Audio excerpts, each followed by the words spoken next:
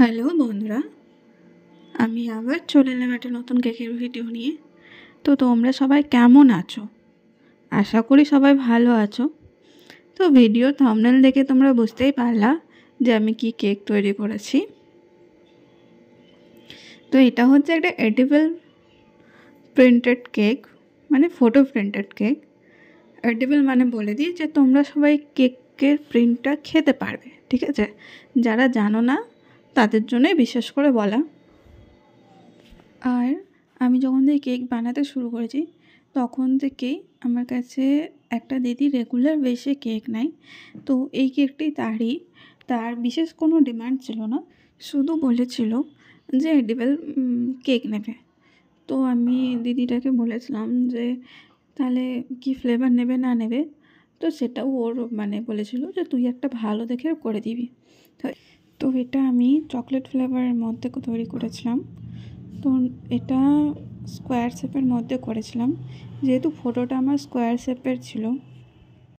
তো তোমরা দেখো যে আমি এই কেকটি কীভাবে তৈরি করলাম। আর ভালো লাগলে প্লিজ আমার চ্যানেলটিকে লাইক শেয়ার অ্যান্ড সাবস্ক্রাইব করে দিও। তো এবার দেখো আমি কেকের চারিদিকে একটা নিচে বর্ডার তৈরি করে দিলাম। আর এই এডিবল ফটো প্রিন্ট পেপারটা যখনই তোমরা তুলবে ওর কভার থেকে খুব সাবধানে তুলবে, কারণ ছিঁড়ে যাওয়ার ভয় থাকে। আর একবার যদি ছিঁড়ে যায় তাহলে ব্যাস, আর তো কিছু বলারই নেই। আর এটাতে নিউট্রাল জেল দিয়ে খুবই ভালো করে কভার করবে, কারণ এটাই নিউট্রাল জেলটা সত্যি বলতে ওই ফটোটাকে নষ্ট হতে দেয় না ফ্রিজে রাখার পরও। আর যদি নিউট্রাল জেল ছাড়া ফ্রিজে রাখো তাহলে কি বলবো, জিনিসটা খুবই একটা স্যাঁতস্যাঁতে হয়ে যায়। তাহলে তোমরা বুঝতেই পারলে যে আমি এডিবল ফটো প্রিন্ট কেকটা কীভাবে আমি বসালাম।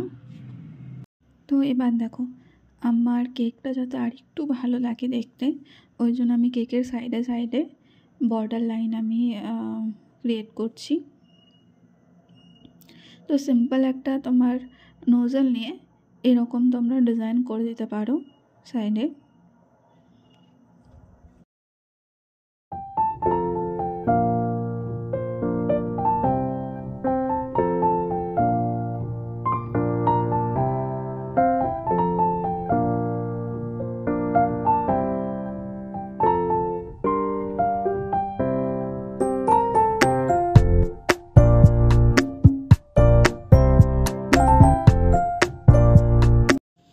আর এবার দেখো আমি কেকের উপরে যে বর্ডারটা বানিয়েছিলাম ওর মধ্যে একটু একটু করে স্প্রিঙ্কলস চারিদিকে দিয়ে দিচ্ছি, যাতে আমার কেকটি দেখতে আর একটু ভালো লাগে।